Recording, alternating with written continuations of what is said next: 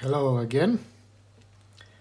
On this one, I want to show you how to check, even calibrate your meter, at least for the DC, on a very cheap side. It won't be like factory calibration or certified calibration, no. We're talking about be sure that you have an accurate reading, a decent reading. So we don't want to spend a lot of money on something like a special calibration device or like voltage references, adjustables and so on. So there's on the market this thingy. This worth £7, which is roughly €8, $9, something like that. So we got two meters here. This one was a car boot find. This one was new. This one is more accurate. This one wasn't. But I used this board. Yeah. So look at the chip. AD584J. That's a voltage reference chip. So theoretically what it does, theoretically it should output a very sharp, exact output. And if you can see here, this particular one has adjustable outputs. 2.5, 5, 7.5 and 10. So you can output this one with quite some precision. Those boards are available, of course, in China, even eBay, and roughly around £7-8. So on this one, let's bring up the datasheet of this chip, yeah, to see what we're talking about in accuracy, yeah. So if you see here, that's a J, like the one that I have. So in the end it's a J. And the J has, for 10 volts, it has 30 millivolts plus minus, which brings it to 9.97. So sorry, 9.97 to 10.03. So it can vary around that value for 10. And for 5 can be 4.985, so 4.985 to 5.15, 5.015. So we're talking about this kind of accuracy that this one outputs, which pretty much makes it quite good to tell if your meter is exact or not. So, as I said, this was a J. So 584J. You plug it in, it's at 12 volts. Yeah, 12 volt plug. So let's get onto it.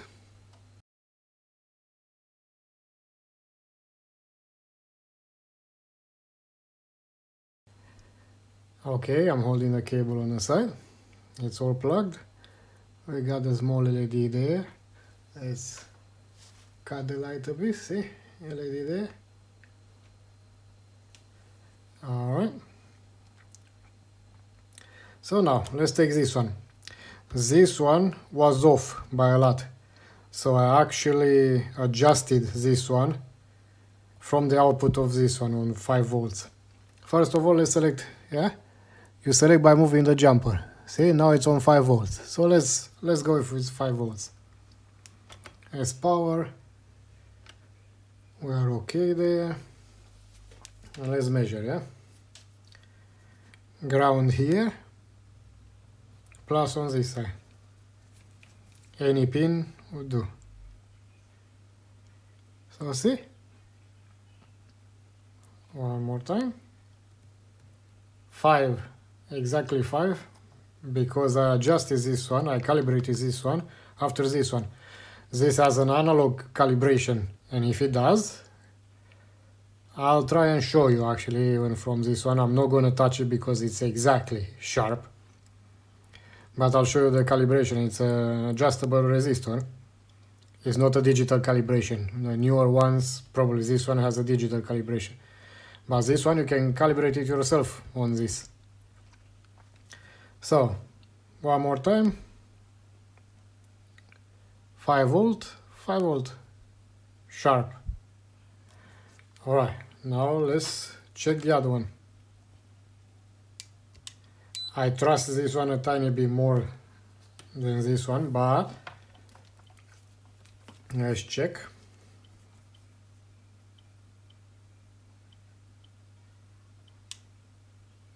See? 4.99. So we are in the spec. Remember? 9, so 4.985, the minimum. So it's 5 anyway, 4.99. Yeah? Okay, so now let's put it on 2.5. Move the jumper and should output 2.5 now.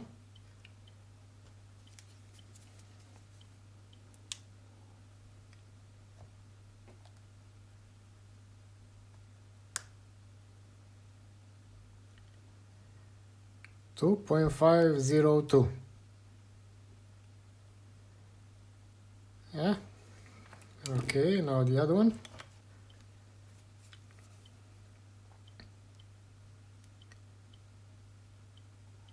.50.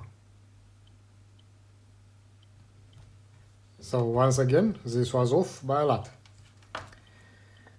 But I calibrated using this one.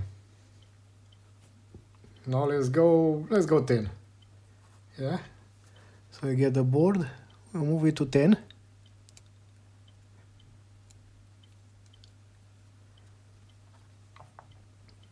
Remember, a 10 has a bit bigger play on that one. Let's bring up the datasheet a bit. So see, a 10 can have 30 millivolts. Alright. So let's see what this one says about it. Look, 9.98. Yeah, so well in specs. Almost 10 on that side. And on this one, 10.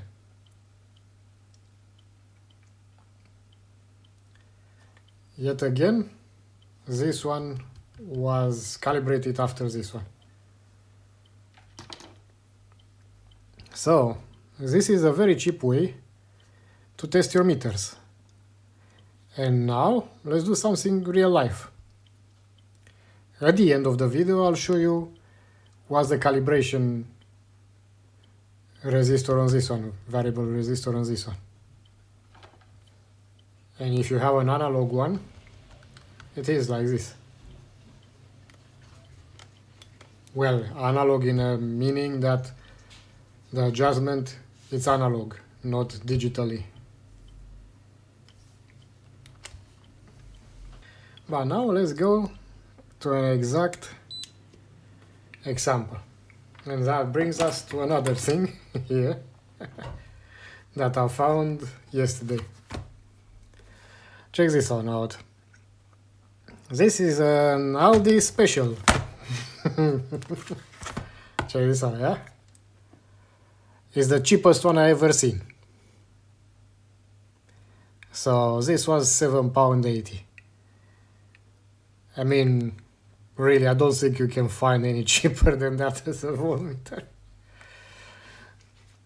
So I bought it. I said, what the hell, for £8 I can put it in the car and leave it there.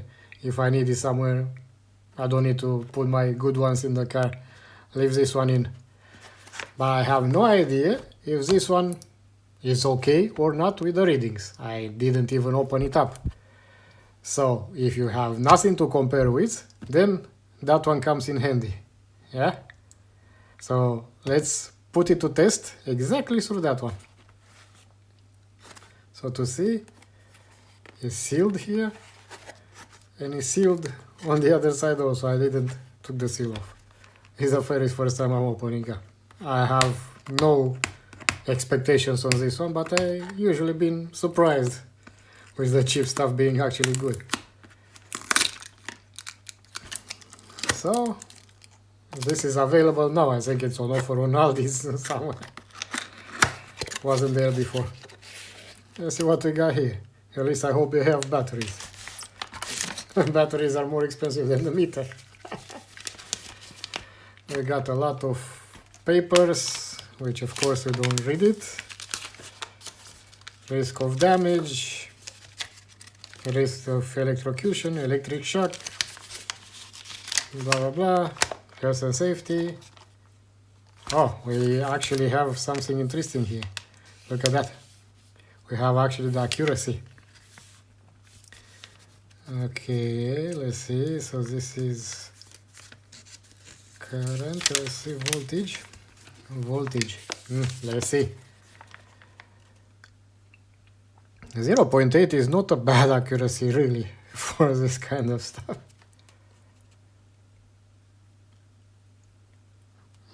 Alright, we'll see. So that's the theory. Now, let's see. Let's take it out.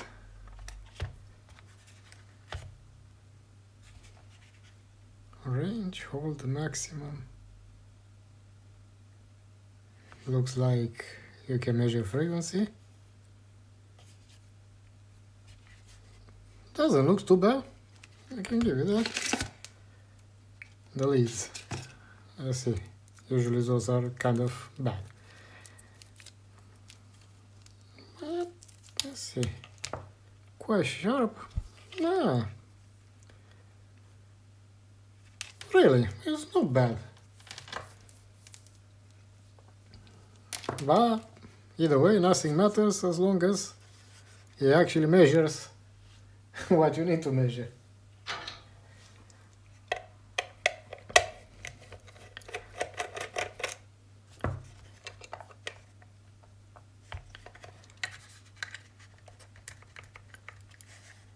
Come on out. That's it. They provided batteries, so let's use them.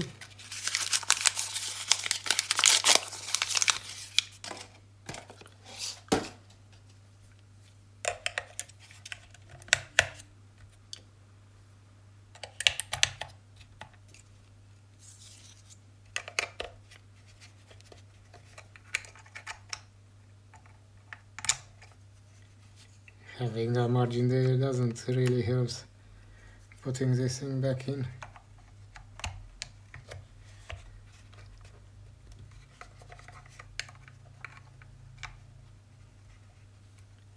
So look at that. So they put this pin here, but yet again it has a margin there. So if you try to go with a pin in like this, yeah, the margin hits there. So this is not a bright idea there. By the way, eventually it goes in.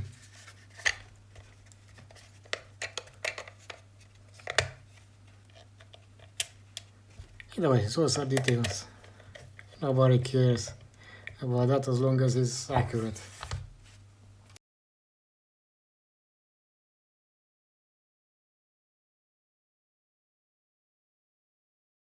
So at least they make a good contact. Let's take these covers off.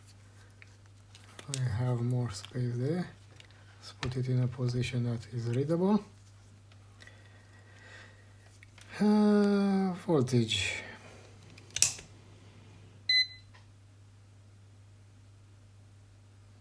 I hope the range is auto range. Yeah, looks to be auto range. So we are on 10 on the board. So let's measure it.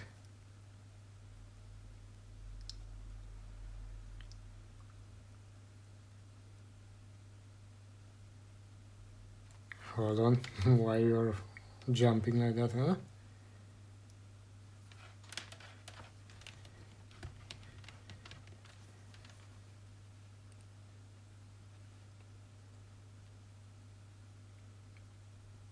.02. Actually, it's not a bad one.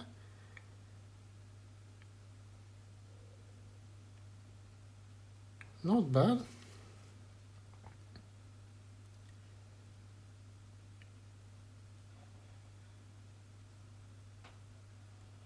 .02. Okay, let's see the range in volts. Yeah, let's consider the range directly. And hold on, 0 point volts. 9. I guess I'm overing. No, it's still good. 10.02. Okay, let's move to the 5.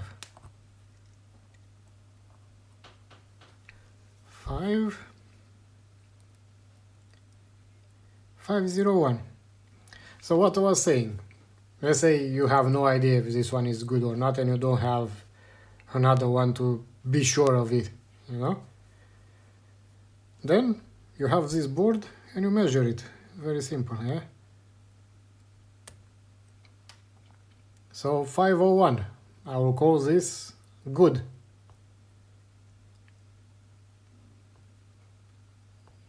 I mean the range of 0.1 volts. Less than 0.1, I mean I'm probably 0.02. Yeah? But for sure I know it's in the range of this chip. Being in the range of this chip, I can have, let's put it on, a margin of 30 millivolts on the meter. If I'm in the range of that chip, I'm pretty much in the range of 30 millivolts on the meter, which is quite exact.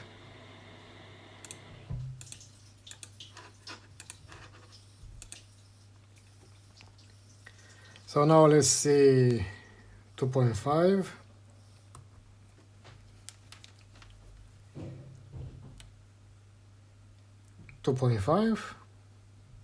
Dead on.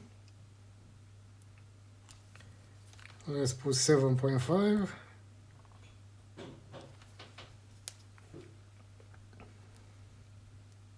$7.51. Yeah, I'm the reverse. I'm reversed. 7.51 and 10.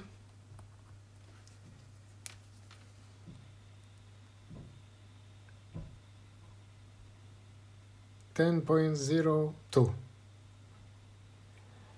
So we're good. We're talking of tens of millivolts play. So this thing is rather okay. It's a bit better than I actually expected to be. Let's see if the leads, how bad they are. I know it's calibrated for the leads. Yeah, it is calibrated for these leads. I wonder if this one of this one is actually zeroing it. Anyway, we'll play more with that later. What I wanted to show is this thing. This is a cheap thing that you can buy, and you can test your meters in a way to know if your DC is rather okay, the DC reading are rather okay or not. So you know for sure you have a decent meter. Why I'm saying this? Because that big one being was in a bad shape. I've cleaned it, I sort it out. I just wanted to do. I don't know, I like it. I like doing it.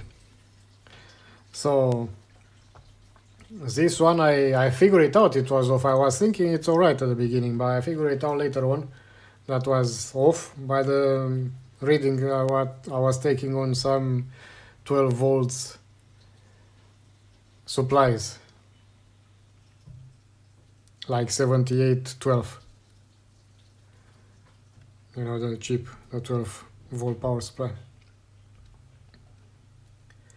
and they are a bit off, like 12.5, and usually they aren't. Those are quite dead on. So then I came with this one and I saw that I have quite a play, and I adjusted it, and now it's absolutely perfect on DC. Alright, I'll show you what I'm talking about, but I'm not gonna modify it because it's already set. And maybe I'll open that one up also to see if it's digitally adjusted or analog adjusted. Alright, I'll be back after it's opened up. Okay, it's opened up, and the adjustment, it's right there. See? That's how you adjust that one, and you can see it better on the side right here. Yeah, so you move that one and you adjust the reading to match your voltage reference. Yet again, this is not calibrated like laboratory stuff. This is how you do it to be sure that you have something to work with. Decent. It's not a factory calibration or a lab calibration. Yeah. Alright, let's put it back together. Okay, now that it's all back together, let's see if we didn't mess it up with anything. So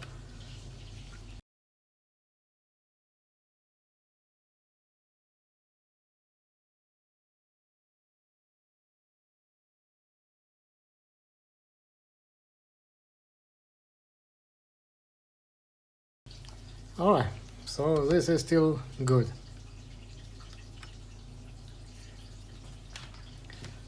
Right, now let's take the other one. Let's take the new one to pieces to see if that one has a calibration resistor, variable resistor, or it's calibrated digitally. Yeah.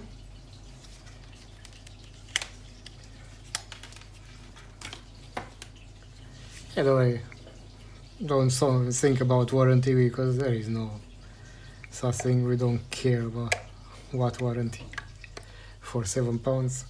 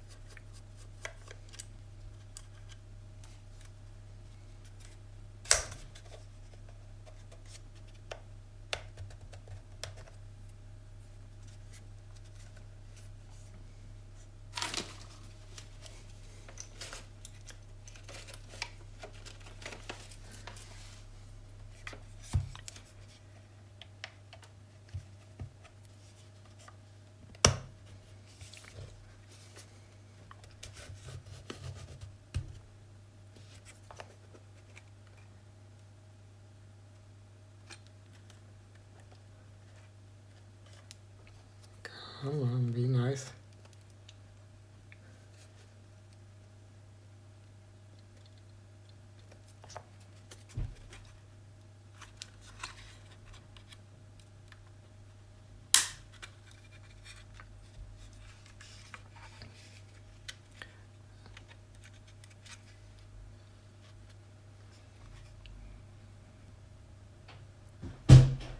So a blob chip,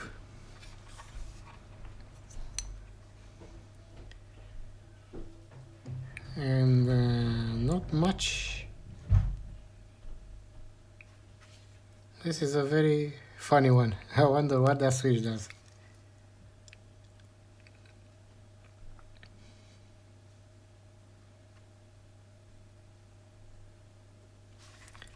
But if you see, I'm pretty sure this is digitally calibrated, because you have this header here that looks like a programming connection.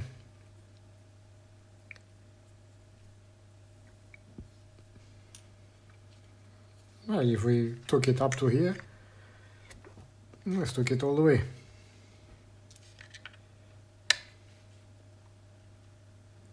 Maybe let's unplug the batteries.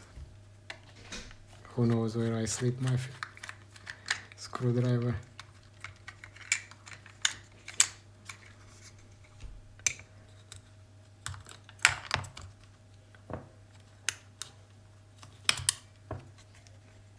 Alright, let's see.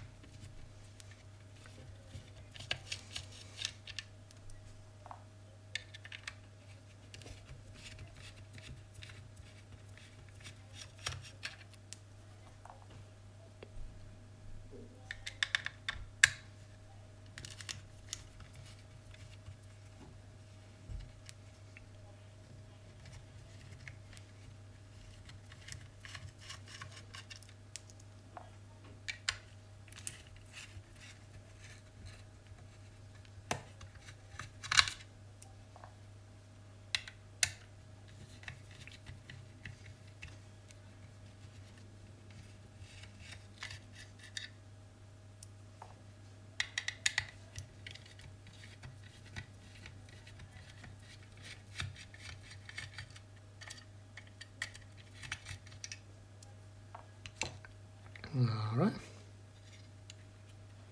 I'll be careful with the display. I'm not entirely sure if it's...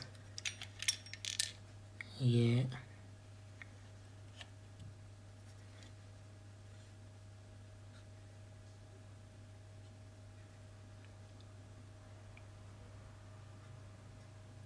It's of the rubber band thingy.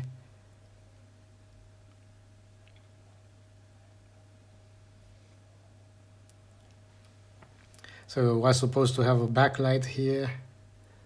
See?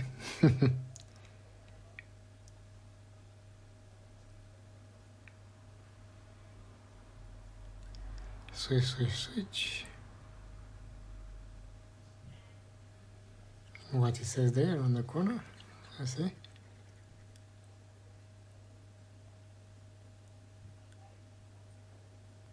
Got no idea what's there.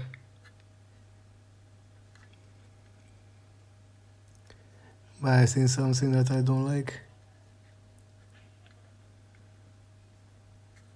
Look at the solderings. Barely touched. I need to sort that thing out. Well, it works without, by looks of it, but I better put a touch of solder there. I don't like it when it's like that. So this one is not adjustable by a potentiometer like variable resistors, you know. This is digitally done. So on this one you can't do it yourself. But usually the digitally adjusted ones are a bit more sharper on the readings. And the readings of this one are decent. So I'm gonna solder that one out and I'll put it back together. The thing is why we need to be sure this is accurate or not.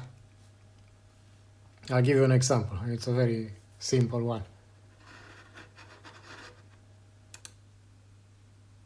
So check this one out. So you wanna see if a car battery is charged or not, if you need to charge it or not. See the difference? 12.2 is 50%. 12.8 is 90%. So 0.6, that's the difference in between I need to charge it now, 2 is good to go. So 0.6. Yeah? So if your meter is off by 0.6, you could say this is fully charged when it's actually half charged when you measure it. So that's why you need to have like a 0.1 accuracy to actually be good to use as a meter. 0.1. Yeah? 0.1 doesn't do a big difference. And there are other cases, but this is the most simple one to understand because it's a battery. So 50%, it might not even start your car. It might, but it might not. Or either way, it's on the way out. Yeah? And from this 50% to the 90%, which is all the time, probably to 195 around there, when you don't need to do absolutely nothing to that battery, is 0.6. So that's why you need to have an accurate reading when you measure. And that's why I'm using that board to be sure that my meters are accurate. And again, for whoever will bring up Fluke into the discussion, yeah, you can buy a Fluke that it's certified and with a certificate being calibrated and certified for around 250 pounds, around there.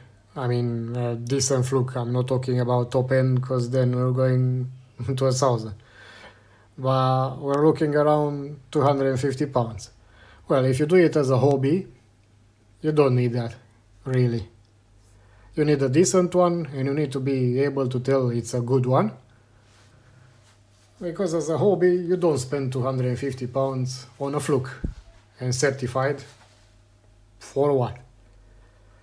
Yeah, rather find a friend that has a Fluke and see how your stuff is going compared to the Fluke. But as for us, hobby, usage, that's it. That's a good board. So, and when you get it from China, there are some of them that actually have the voltages written down. So they actually verify that it's a better equipment and they tell you exactly what's the voltage that that particular board outputs, which I found it quite interesting and nice. I might even get one of that, so you are a bit more accurate on what your meter should read. And that's it, that's what I wanted to show, and this came as a bonus that I bought. And now I'll put it back together, I'll solder it, put it back together, I'll fast forward through this one. And I'll see you very soon on the next one. Probably tomorrow. Thank you for watching this one, and I hope it wasn't quite boring. But I wanted to show you how to cheaply test your meter. Alright, let's put this thing back together, solder these ones here.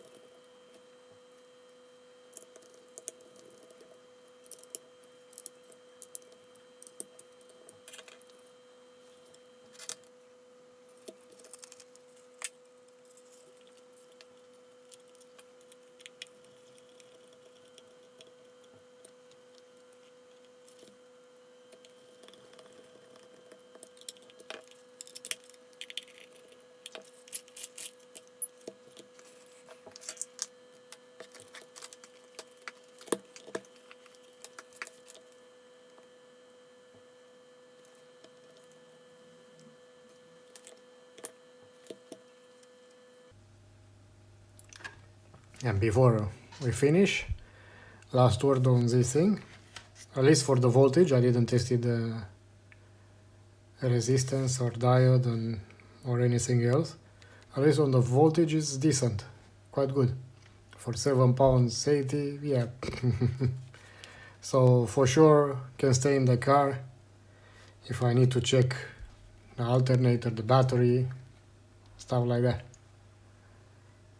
I'll check it more, and if it's worth doing a video, I might do a video on it. I don't think so. I think it's decent on the resistance also.